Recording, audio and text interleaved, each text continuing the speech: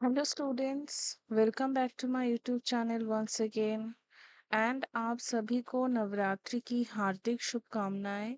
आज हम लोग नवरात्रि स्पेशल डे 2 में यूनिट 2 से एक इम्पॉर्टेंट टॉपिक को डिस्कस करेंगे, जो कि आपके upcoming UGC NET JRF home science December exam के लिए बहुत ही इम्पोर्टेंट है।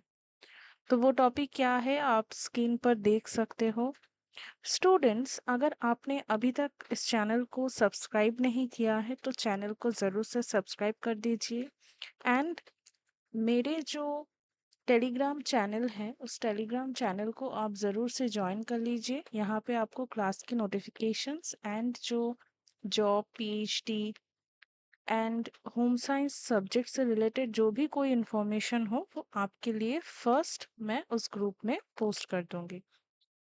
तो स्टूडेंट्स, आप लोग नवरात्रि स्पेशल जो डे 1 का टॉपिक था, that is HACCP, I hope आपने अच्छे से वो स्टडी किया होगा, उसका नोट्स जो है बनाया होगा। तो चलिए शुरू करते हैं आज का टॉपिक जो कि यूनिट 2 से है। Before that you have to know your educator. मेरे जो एजुकेशनल क्वालिफिकेशन है, यानी आपकी जो एडुकेटर मैं हूँ, मेरी जो एजुकेशनल क्वालिफिकेशन है अगर उसको मैं देखूँ तो वो बीएससी फूड एंड न्यूट्रिशन मैंने किया है honours first class. MSc food and nutrition मैंने किया है first class second position. BEd मैंने फिजिकल साइंस में किया है फर्स्ट क्लास। एमएड मैंने साइंस एंड मैथमेटिक्स में किया है first class. And UGC NET home science मैंने क्लियर किया है जून 2023 में। अगर आप में से कोई मेरे जून 2025 का जो पेड बैच है उसमें एनरोल होना चाहते हो तो ज़रूर से मुझे मेल कर दीजिए, या आप कमेंट में आपका जो मेल एड्रेस है वो भी लिख सकते हो, मैं आपको कांटेक्ट कर लूँगी। एंड ये जो प्रिपरेशन है वो बहुत ही आपके एग्ज़ाम ओरिएंटेड होगा। आपको बंगाली हिंदी इंग्लिश जो भी आपका लैंग्वेज है उसमें आपको नोट्स अवेलेबल होंगे। 24/7 टीचर सपोर्ट आपको मिलेंगे। स्टडी मटेरियल आपको मिलेंगे। वीकली 3 डेज आपको क्लास अवेलेबल होंगे। डाउट सॉल्विंग सेशंस आपको मिलेंगे एंड लो फीस। तो देर मत कीजिए, जल्दी से book your seat. A B C D method को स्टडी करने से पहले हमें ये जानना है कि ये जो एबीसीडी मेथड है ये बेसिकली कौन से पर्सपेक्टिव से आता है, या क्यों हम एबीसीडी मेथड के बारे में स्टडी करेंगे।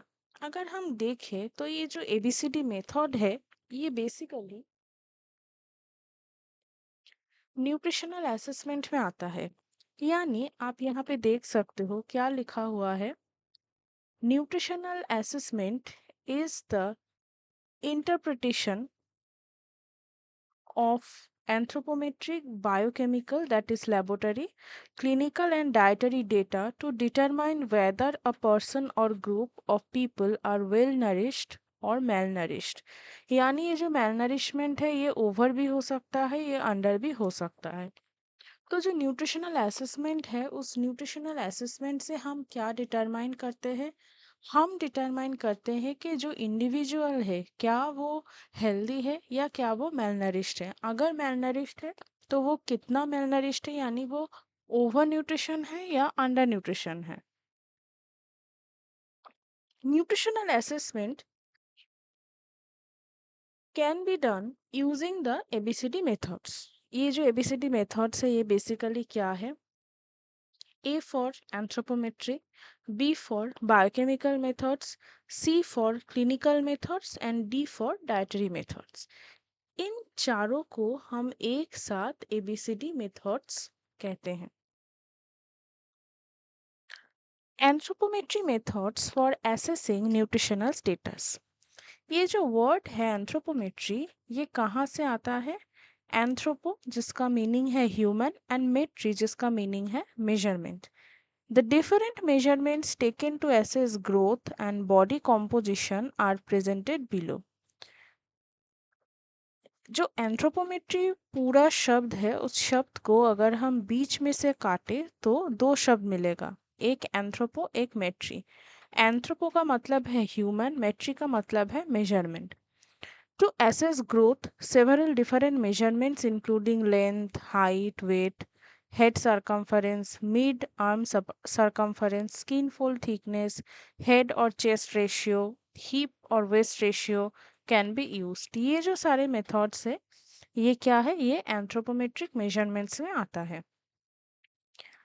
Height and weight measurements are essential in children to evaluate physical growth. जैसे कि मैंने लास्ट एक क्लास में करवाया है बीएमआई. ये जो बीएमआई है इसको डिटरमाइन करने के लिए हमें वेट चाहिए, हमें हाइट चाहिए. अगर ये दो इंडिकेटर हमें मिल जाए तो हम इजीली जो बीएमआई है उसे कैलकुलेट कर सकते हैं. तो हाइट एंड वेट जो होता है वो बहुत ही एसेंशियल टूल हम कह सकते हैं. यहाँ पे दिखाया गया है जो हाइट है वो बेसिकली कैसे मेजर किया जा रहा है एंड मेजरमेंट के टाइम में जो प्रोसेस है, जो नियम है वो कैसे फॉलो किए जा रहे हैं. एंड अल्टीमेटली जो है ऐसे हम कुछ देख सकते हैं कि ऐसे जो है हाइट को लिया जाता है.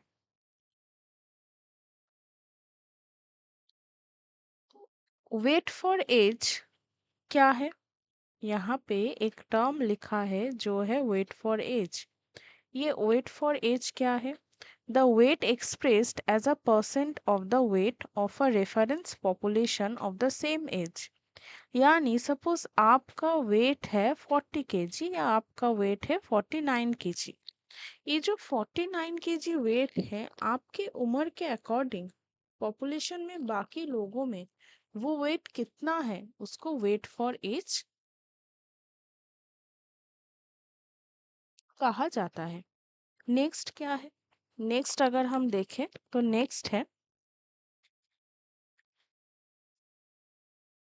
Weight for height.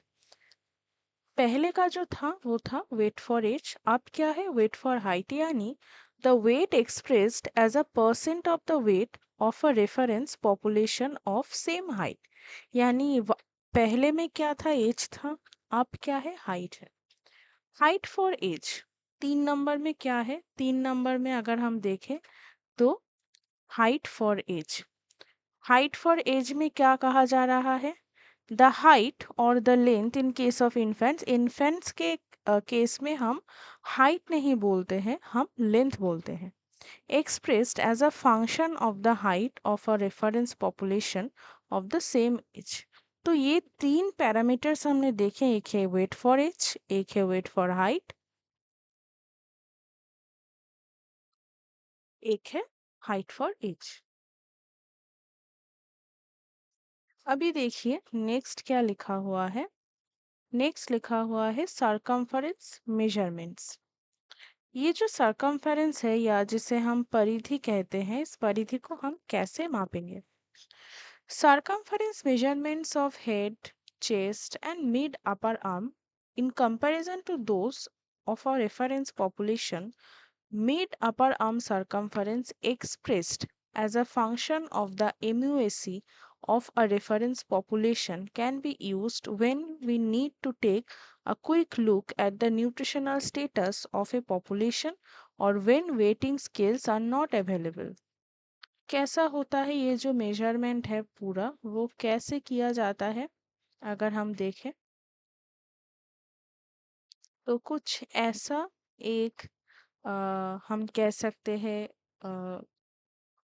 पेपर का बना हुआ होता है जिसे हम किसके लिए यूज करते हैं, हम एमयूएसी मेजरमेंट के लिए यूज करते हैं. जो हैंड होता है, जो ऊपर पोर्शन होता है हाथ का, यहाँ पे उसको हम लपेट लेते हैं.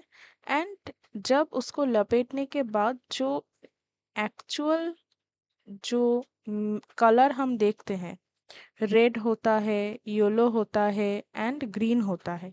ये जो कलर से, जैसे रेड डिटरमाइन करता है सीवियर मेल नरिशमेंट या सैम, एंड इसके अकॉर्डिंग हम एक झटके में ये जान पाते हैं कि जो बच्चा है उसमें मेलनरिशमेंट कितना है.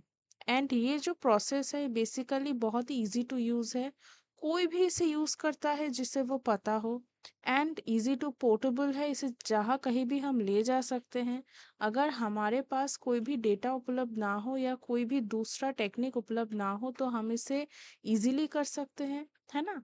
नेक्स्ट क्या आता है? नेक्स्ट आता है स्किन फोल्ड मेजरमेंट्स। ये स्किन फोल्ड मेजरमेंट्स क्या होते हैं? Skin fold measurements are basically the portion of hand, यानी जो हाथ का, जैसे यहाँ पे हमने क्या किया है, ये जो एमयूएसी टेप है, इसे एमयूएसी टेप कहा जाता है। टेप से हमने यहाँ पे मेजरमेंट लिया। वैसे ही हम स्किन फोल्ड कैलिपर जो होता है उसको हम पूरा ऐसे लपेटते नहीं है, वो एक मशीन टाइप का होता है, छोटा सा पोर्टेबल मशीन टाइप का होता है। उससे हम क्या करते हैं, जो सबक्यूटेनियस फैट होता है एंड बेसिकली उसका डिटरमाइन हम करते हैं। इक्विपमेंट इज क्लोजली मेजरमेंट, यानी जो मेजरमेंट होता है वो बहुत ही कॉस्टली होता है and is difficult to take accurately, and variations in body fat distribution make it impossible to use standards not specific for the region under study। यानी एक चिमटे टाइप का होता है तो उसे मसल में ऐसे चिमटे टाइप का वो अटका देते हैं and उसके बाद देखा जाता है कि कितना जो है फैट डिपोजिशन हुआ है। बेसिकली ये जो है कंपेयर टू एमयूएससी थोड़ा डिफिकल्ट है यूज़ करने में, क्योंकि हर किसी को ये नहीं आता है एंड वो कैसे यूज़ करे वो भी सबको नहीं पता होता है। तो ये compare to the previous methods ये थोड़ा डिफिकल्ट होता है। नेक्स्ट ये हो गया हमारा एंथ्रोपोमेट्रिक मेजरमेंटल मेथड्स। अब है बायोकेमिकल। बायोकेमिकल हमने पहले ही देखा है, जो बेसिकली लेबोरेटरी बेस्ड हो। ठीक है, यहाँ पे न्यूट्रिशनल डेफिशिएंसी दिए गए हैं, उसके लिए बायोकेमिकल टेस्ट। आज जो क्लास में आप लोगों को करवा रही हूँ, हर एक पेज इम्पोर्टेंट है। आप कोई भी एक पेज को छोड़ नहीं सकते हो। फूड एंड न्यूट्रिशन में जितने भी क्वेश्चंस आते हैं, यहाँ से बहुत क्वेश्चंस बनते हैं एंड ऐसे बहुत सारे टर्म हैं जो लोग टेक्सटाइल या ह्यूमन डेवलपमेंट से होते हैं उन्होंने ये सब पहले टाइम सुना होगा। तो आज का जो क्लास है, अगर आप देख रहे हो एंड आपको ये क्लास अच्छा लगा हो एंड आपके जो इन्फॉर्मेशन है वो इंक्रीज हुए हो, तो आपके जो भी दोस्त इस सब्जेक्ट में यूजीसी नेट का प्रिपरेशन कर रहे हैं उनके साथ ज़रूर शेयर कीजिए, क्योंकि ये बहुत ही एक इन्फॉर्मेटिव क्लास है। आगे मैं जो कोई भी चीज़ आप लोगों को पढ़ाऊंगी, आप देखना कि बायोकेमिकल एंड क्लिनिकल में ऐसे बहुत सारे टर्म हैं जो आप लोगों ने क्वेश्चन पेपर में देखे होंगे, बट आपको ये पता नहीं है वो कहाँ से आते हैं। ओके, सो बायोकेमिकल मेथड्स में देखिए, जो लेफ्ट साइड में न्यूट्रिशनल डेफिशिएंसी को मेंशन किया हुआ है, यानी कौन से न्यूट्रिएंट के लिए वो डेफिशिएंसी होता है।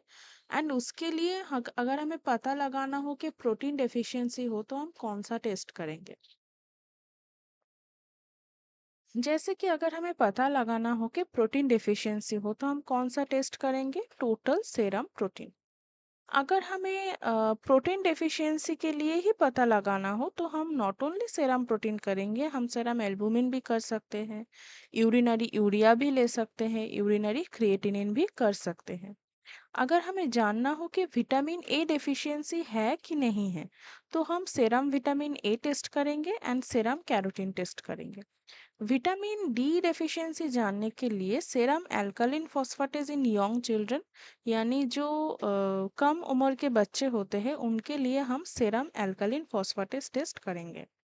अगर vitamin C ascorbic acid deficiency है कि नहीं जानना है तो सेरम एस्कॉर्बिक एसिड करेंगे। थियामिन डेफिशिएंसी के लिए यूरिनरी थियामिन करेंगे। राइबोफ्लेविन डेफिशिएंसी के लिए यूरिनरी राइबोफ्लेविन करेंगे। ठीक है, एंड नियासिन डेफिशिएंसी के लिए यूरिनरी एन मिथाइलो कॉटिनामाइड करेंगे। आयरन डेफिशिएंसी के लिए haemoglobin is a very famous test. Apart this जो ब्लड स्मीयर होता है वो भी कर सकते हैं, हीमाटोक्रिट वैल्यू भी हम चेक कर सकते हैं। आयोडीन डेफिशिएंसी के लिए हम T3 T4 TSH कोई भी एक कर सकते हैं। देखिए, कुछ जो टेस्ट है उनका जो स्टैंडर्ड डेफिशिएंसी या नॉर्मल लेवल है वो हम देखेंगे। हीमोग्लोबिन जो होता है बहुत ही एक इम्पॉर्टेंट पैरामीटर होता है चिल्ड्रन के लिए। अगर लेस देन 10 हो गया तो डेफिशिएंसी कहलाएगा। नॉर्मल तो 11 है एंड मतलब ग्रेटर देन 11 होना चाहिए। सब नॉर्मल यानी थोड़ा सा अगर कम हो यानी 10 से 10.9 तक तो इट्स ओके। मेन के लिए क्या है 11 है, अगर लेस देन 11 हो गया तो डेफिशिएंसी होगा। सब नॉर्मल है 11 से 12 तक, नॉर्मल है ग्रेटर देन 12। ओमेन के लिए अगर जो है लेस देन 12 जो है वो क्या है, वो अ, हमने देखा कि मेन के लिए जो ग्रेटर देन 12 है वो नॉर्मल है एंड वुमेन के लिए जो लेस देन 10 है, ठीक है, लेस देन 10 जो है वो डेफिशिएंसी है। सब नॉर्मल क्या है 10 से लेके 10.9 तक, like the sub normal value of children, and greater than 11 जो है वो नॉर्मल है। प्लाज्मा एस्कॉर्बिक एसिड माइक्रोग्राम पर 100 ml, ये डेफिशिएंसी कब कहा जाएगा 0.10। सब नॉर्मल 0.10 से लेके 0.19 एंड जो नॉर्मल है वो 0.20। विटामिन ए ये बेसिकली डेफिशिएंसी कहलाएगा अगर लेस देन 10 हो गया एंड नॉर्मल कहलाएगा अगर ग्रेटर देन 20 हो गया। नेक्स्ट क्या है, नेक्स्ट है प्लाज्मा कैरोटीन। अगर प्लाज्मा कैरोटीन में हम देखें तो क्या है लेस देन 20 अगर हम कहें तो वो होगा डेफिशिएंसी एंड आरबीसी राइबोफ्लेविन को देखें तो लेस देन 10 होगा डेफिशिएंसी एंड प्लाज्मा कैरोटीन का जो नॉर्मल वैल्यू है वो है 40 एंड आरबीसी राइबोफ्लेविन का जो नॉर्मल वैल्यू है वो है ग्रेटर देन 15। नेक्स्ट है क्लिनिकल मेथड्स, यानी ए भी हो गया, अब है C for clinical methods of assessing nutritional status. देखिए यहाँ पे लिखा हुआ है कंडीशंस एंड सिम्टम्स, और उसे देखकर हम क्या कमेंट कर सकते हैं एंड उसका explanation of the terminology. Protein energy malnutrition यानी पीईएम। पीईएम जब हम कहेंगे तो कमेंट में हम क्या लिखेंगे, अगर हम देख ले कि हाँ इसमें जो क्लिनिकल साइंस है वो कोई भी एक पीएम को डिटरमाइन करता है तो हम ये लिखेंगे कि dietary lack of protein and energy. First है क्वाशियोकर, हमें पता है कि तीन कंडीशंस होते हैं, क्वाशियोकर हो गया, मेरस्मस हो गया, क्वाशियोकर मेरस्मिक क्वाशियोकर। तीन टाइप के डेफिशिएंसी जो है हम, या तीन टाइप के जो कंडीशंस है वो हम पीएम में देखते हैं। क्वाशियोकर में कौन कौन से सिम्टम्स हम देखेंगे, ग्रोथ फेलियर हो गया, लो बॉडी वेट हो गया, इडिमा हो गया, muscle wasting, psychomotor changes, depigmentation of hair, easy pluckability of hair, moon face, flaky paint, dermatosis. Comments में हम ये लिख सकते हैं oedema, LBW, muscle wasting are key features of kwashiorkor. अभी इडिमा क्या है, देखिए मैंने पहले ही कहा था ये जो क्लास है बहुत ही इंपॉर्टेंट है, आपको एक एक टर्म का जो है एक्सप्लेनेशन यहाँ पे मिलेंगे। Oedema basically accumulation of fluid यानी पानी हो जाना। ओके, कोई भी एक बॉडी पार्ट्स में पानी हो जाना, बेसिकली ये सोडियम डिसबैलेंस के लिए ये कंडीशन अराइज होता है। डिसपिगमेंटेशन क्या है, डिसकलरेशन ऑफ हेयर, जो बाल होते हैं अगर वो डिसकलर्ड हो जाए यानी जो कलर है जो नेचुरल कलर है वो ना रहे, कोई दूसरा कलर हो जाए यानी फेड हो जाए तो हम उसे डिसपिगमेंटेशन कहेंगे। मून फेस्ट हो गया पफ्ड अप राउंड फेस, यानी आप चाँद की तरह ना गोल होकर यानी फूल जाए। फ्लेकी पेन डर्माटोसिस क्या है, often on arms and legs, skin peels off in flakes, यानी ऐसे होते हैं ना जैसे देख के लगता है टैन हो जाए, वैसा एक कंडीशन होता है। मेरस्मस, मेरस्मस में क्या होगा, severe muscle wasting, loss of subcutaneous fat, growth failure and very low body weight. Wrinkled skin and extremely thin appearance is typical of marasmus. Subcutaneous fat क्या है, fat stores beneath the skin, ठीक है, fat stores beneath the skin, जो हमने कहाँ पे अभी देखा है, हमने जो है स्किन फोल्ड कैलिपर्स यानी स्किन फोल्ड कैलिपर्स या स्किन फोल्ड थिकनेस जब हम मेजरमेंट देख रहे थे तब हमने ये टर्म को देखा था। यहाँ पे क्या लिखा हुआ है, in marasmus kwashiorkor signs of both marasmus and kwashiorkor में बी प्रेजेंट। नेक्स्ट हो गया obesity, excessive weight in relation to other skeletal indices, excessive skin folds, excessive abdominal girth in relation to chest girth। causes excessive intake of calories and lack of physical activity. Beri किसके लिए होता है? Thiamine deficiency के लिए यानी vitamin B1. Loss of ankle jerks, loss of knee jerks, sensory loss and motor weakness, calf muscle tenderness, cardiovascular dysfunction and edema. इसका cause क्या होगा? लो इंटेक ऑफ थियामिन. देखिए बहुत ही कम अमाउंट में ये नेसेसरी होता है पर आपको लेना है, ठीक है, पर आपको ये जो विटामिन है ये फूड के आ, माध्यम से आपको लेना है. पेलेग्रा बेसिकली नायसिन डेफिशिएंसी है. Pellagrous dermatosis, symmetrical exposed areas affected, scarlet and raw tongue, tongue fissuring atrophic lingual papillae, यानी जो टेस्ट बर्ड्स होते हैं उसका भी प्रॉब्लम हो जाएगा. Malar and supraorbital pigmentation. Cause क्या है? Low intake of niacin. The dermatosis in pellagra is symmetrical and occurs on body parts exposed to the sun. Papillae क्या होता है? This are tiny structures on tongue. Atrophy means क्या होता है? Atrophy का मतलब this degenerate and the tongue become smooth. Scurvy ये vitamin सी deficiency है. क्या होता है? स्पॉन्जी एंड ब्लीडिंग गम्स, यानी जो दांत होते हैं, हमारे जो दांत होते हैं, दांत में जो गम पोर्शन होता है वो फूल उठता है ना, एंड रेडिश हो जाता है. और क्या होता है? Follicular hyper keratosis type 2, intramuscular और सब पेरिस्ट्रियल. हेमाटोमा, एपिफिजियल एनलार्जमेंट जो बहुत ही पेनफुल होता है. Petechiae and ecchymosis. Follicular hyperkeratosis का मतलब क्या है? Means accumulation of keratin plugs in hair follicles with haemorrhages around follicles. हमारे बाल में क्या होते हैं? केराटिन प्रोटीन होता है, तो बेसिकली केराटोसिस हो जाता है, वो भी हाइपर यानी बहुत ज्यादा. पेटिशिया क्या होता है? पिन हेड साइज हेमरेजेस यानी खून निकलता है.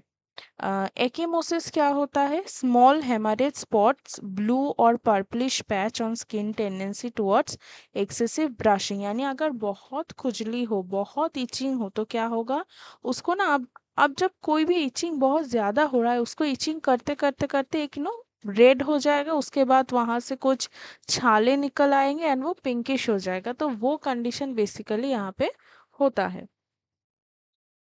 Conditions and symptoms: xerophthalmia, vitamin A deficiency, cirrhosis of skin, follicular hyperkeratosis जो आप लोगों को पता चल गया है अभी वो क्या है. सिरोसिस कहाँ होता है? कॉन्जंक्टिवल कॉर्नियल में. केराटोमेलेशिया एंड बिटॉट स्पॉट. कमेंट में आप क्या लिख सकते हो? Vitamin A deficiency. सिरोसिस क्या है? ड्राइनेस. केराटोमेलेशिया क्या है? Softening and necrosis of the cornea. Bitot spot क्या है? Dry foamy triangular spots on the conjunctiva. ऐसे जैसे देख के लगता है ना कोई मोल्ड फॉर्मेशन हुआ है, ठीक है. राइबोफ्लेविनोसिस ए राइबोफ्लेविन डेफिशिएंसी के एक हम बोल सकते हैं कंडीशन है. एंगुलर स्टोमाटाइटिस होता है, एंगुलर स्कार्स होते हैं, चिलोसिस होता है, मैजेंटा टांग होता है, central atrophy of lingual papillae, nasolabial dysopia, angular जो होता है palpebritis, scrotal and vulval dermatosis, corneal vascularisation. हम यहाँ पे कमेंट कर सकते हैं लैक ऑफ राइबोफ्लेविन. चिलोसिस क्या होता है? ऐसे जो होठ होते हैं ऐसे कॉर्नर में थोड़ा देख के लगता है कि सूख गया है, ठीक है. एंगुलर स्टोमाटाइटिस बेसिकली क्या है? अगर हम एंगुलर स्टोमाटाइटिस को देखें तो ये कंडीशन को एंगुलर स्टोमाटाइटिस भी कहा जाता है. और चिलोसिस बेसिकली अगर होठ के ऐसे ऊपर जो है ऐसे स्पॉट्स हम देखें तो चिलोसिस हम कहते हैं. Vitamin D deficiency. Active rickets क्या है? चिल्ड्रन में होता है. एपिफाइजियल एनलार्जमेंट जो 6 मंथ से ज़्यादा उम्र के बच्चे हैं. Painless beading of ribs and क्या होता है? Craniotabes under 1 year of age and muscular hypotonia. और क्या होता है, हील्ड रिकेट्स इन चिल्ड्रन और adults, frontal and parietal bossing, knocking मतलब अगर आप सीधे खड़े होके रहोगे तो आपका जो पैर का ये पोर्शन होता है, जो लोअर एक्सट्रीमिटीज होता है, वो अगर जॉइंट हो जाए ऐसे, यानी मिडिल में अगर कोई भी गैप ना रहे, तो हम उसे ये कह सकते हैं कि वो नॉकनी होता है, यानी थोड़ा बेंड हो जाएगा। और क्या होगा, ऑस्टियोमैलेशिया जो एडल्ट्स में होते हैं, cause lack of exposure to sunlight because this is the excellent source of vitamin D. अच्छा, क्रैनियोटैप्स क्या होता है, soft skull bones getting deformed on applying pressure, यानी अगर थोड़ा प्रेशर दो तो वो टूट जाएगा। बॉसिंग क्या होता है, बॉसिंग बेसिकली होता है जूटिंग आउट और पोट्रूशन। एनीमिया यानी iron deficiency, pallor of mucous membrane, koilonychia, ये नाम से ही तो क्वेश्चन बनता है। आप लोगों ने अगर प्रीवियस ईयर क्वेश्चंस देखे होंगे तो वहाँ पे ये बहुत रिपीट हुआ है। एट्रोफिक लिंगुअल पैपिली, पैपिली आपको ऑलरेडी पता है। कॉज में हम क्या बोल सकते हैं, lack of iron due to deficiency of food such as green leafy vegetables, sprouted pulses, meat and जो मीट प्रोडक्ट्स होते हैं। अच्छा, कोइलोनेशिया क्या होता है, स्पून शेप्ड लेग, यानी चम्मच की तरह जो नेल्स होते हैं वो देखने में लगता है। अच्छा, फ्लूरोसिस क्या होता है, एक्सेस ऑफ फ्लोरिन, ये बेसिकली होता है mottled dental enamel difficult to distinguish in early stages from enamel hypoplasia, excess intake of fluoride usually in water. ठीक है। लास्ट जो D stands for dietary survey कहते हैं, कोई लोग डाइटरी मेथड्स कहते हैं। Dietary methods of assessing nutritional status. Dietary survey involves talking to people and recording which foods they eat and what quantity. Basically, आप कुछ इंसानों से बात करोगे कि आप लोगों ने क्या खाया है और कितने क्वांटिटी में खाया है। उसको ही हम क्या कहते हैं, उसको ही हम डाइटरी सर्वे कहते हैं। Such a survey is called a food consumption survey. इस ये जो सर्वे होता है, इसको हम और एक नाम से भी बोलते हैं, क्या बोलते हैं इसे, फूड कंजम्पशन जो है सर्वे भी कहा जाता है। नेक्स्ट अगर हम देखें, dietary surveys help to identify, क्या करता है, population group consuming and imbalance inadequate of some supply of nutrients, अगर जो न्यूट्रिएंट सप्लाई हो रहा है वो इनएडिक्वेट हो तो ये आइडेंटिफाई करता है। अगर न्यूट्रिएंट जो सप्लाई हो रहा है वो एक्सेसिव हो या इम्बैलेंस्ड हो, अगर जो सिचुएशन है वो अगर इम्प्रूव्ड हो, हर कोई भी चीज़ इसके द्वारा हम डिटरमाइन कर सकते हैं। नेक्स्ट क्या यहाँ पे बोला गया है कि dietary surveys are basically of two types. ठीक है, एक क्या होता है, एक होता है क्वालिटेटिव, एक होता है quantitative. Qualitative dietary surveys only the types of and और varieties of foods consumed are recorded, जितने भी टाइप के फूड वो लोग खाएंगे वो ही आप सिर्फ रिकॉर्ड करोगे। And the information is obtained by talking to a number of individuals about the types of food the family, और यानी अगर फैमिली में ज़्यादा मेंबर्स हो तो हर किसी ने जो भी 24 आवर्स में खाए हैं, लास्ट 24 आवर्स में, वो आप रिकॉर्ड करेंगे। All meals and snacks whether taken at home और इटन आउट्स, अगर कोई भी बाहर जाए, बाहर जाके कुछ खाए, वो भी आप रिकॉर्ड करोगे। and such as at a party restaurant are noted. The foods are then usually listed in order of the frequency yani time. Particular food was consumed per day or per weekly. In contrast, we conduct a quantitative dietary survey in different way. In such a survey, we list both the types of food consumed and the amount consumed. यानी आप कितने amount में खा रहे हो and कितने frequency में यानी टाइम में खा रहे हो, हर किसी चीज़ को यहाँ पे रिकॉर्ड किया जाएगा। This information is then use to determine the nutrient composition. उसके बाद ऐसे आप एनर्जी कैलकुलेट करोगे, आप प्रोटीन कैलकुलेट करोगे, आप फैट कैलकुलेट करोगे एंड टोटल को आप ये वेरी करके देखोगे कि कितना ज़्यादा हुआ कितना कम हुआ। The methods commonly used to collect this information about individuals or groups are कैसे? एक होता है ओरल क्वेश्चनियर मेथड या जिससे 24 आवर रिकॉल मेथड कहा जाता है। बेसिकली ये जो रिकॉल मेथड होते हैं वो तीन टाइप के होते हैं। ये एक 1 डे हो गया, एक 3 डे हो गया, एक 7 डे हो गया। तो जनरली 1 डे का ही किया जाता है। फूड इन्वेंटरी और लॉगबुक मेथड होता है and weighment of raw foods method. 24 hour recall method में क्या होता है? बेसिकली 24 आवर रिकॉल मेथड जो होता है, the head of the family और housewife that is the subject is interviewed regarding the types and amounts of foods consume during the past 24 hours. जो घर में जो औरतें होती है या जो भी खाना बनाती है, क्योंकि उन्हें ही पता होगा, तो उनसे डेटा कलेक्ट किया जाता है कि आपने पिछले 24 घंटों में क्या क्या खाया होगा। The information is entered in a schedule designed for the purpose. Amounts are noted in terms of household measures, जैसे कि कौन से कप्स में आपने लिया है, स्पून्स को, कटोरीज को, and later this is converted to standardise उसको किया जाता है। The method will of course yield only the approximate measure. However, the total amount gives an ideal of the dietary habits of a large section of the population within a short period.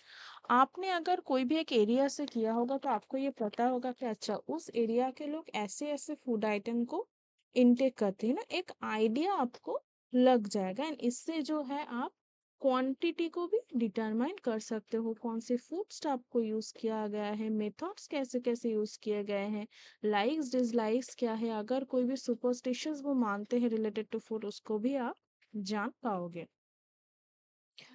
जो second method है वो है food inventory और logbook method. ये method basically individual himself और herself to record all purchases of food made by the family. एक diary basically आपको maintain करना होता है कि आपने सोमवार को क्या खरीदा, अगर कुछ नहीं खरीदा तो आपके घर में क्या है, आपने क्या खाया, एक प्रॉपर सेल्फ रिकॉर्ड जो होता है वो आप यहाँ पे करते हो। लास्ट जो मेथड है वो है वेटमेंट मेथड। यहाँ पे आप देख सकते हो कि ये नाम में ही इसका जो डिस्क्रिप्शन है बोला गया है कि the amount of food consumed is basically estimated by weighting the food serve as well as the plate waste. जितना आपने पकाया है या पकाने के लिए सपोज आपने 100 ग्राम गाजर लिया, ठीक है, 100 ग्राम आपने गाजर लिया जिसका आप हलवा बनाएंगे, तो उसको पहले आप रॉ में काउंट करेंगे। वेट में दो तरह के होते हैं, एक रॉ एक कुक्ड। तो फर्स्ट में रॉ में काउंट करोगे, उसके बाद जो वो प्रिपेयर हो जाएगा उसको कुक्ड में भी आप मेजर करोगे। तो ये बेसिकली जो इंग्रेडिएंट्स को आप मेजर कर सकते हो। एंड जो वेस्ट आइटम है उसको भी आप चाहो तो मेजर करके उसको आप प्लस माइनस करके भी जो मेजरमेंट है वो कर सकते हो।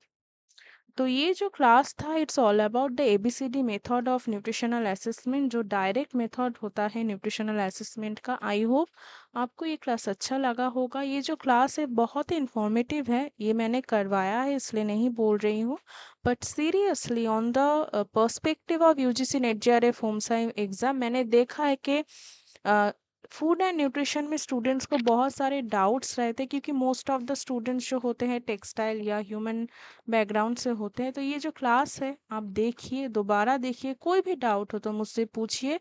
बहुत सारे क्वेश्चंस जो है आपको यहाँ से सॉल्व हो जाएंगे, एंड अगर ना हो तो I am always with you. Video को शुरू से अंत तक देखिए, वीडियो को लाइक कीजिए, शेयर कीजिए, एंड चैनल को अगर सब्सक्राइब आई श्योर आपने किया होगा, अगर नहीं किया है तो सब्सक्राइब कीजिए। Thank you for watching.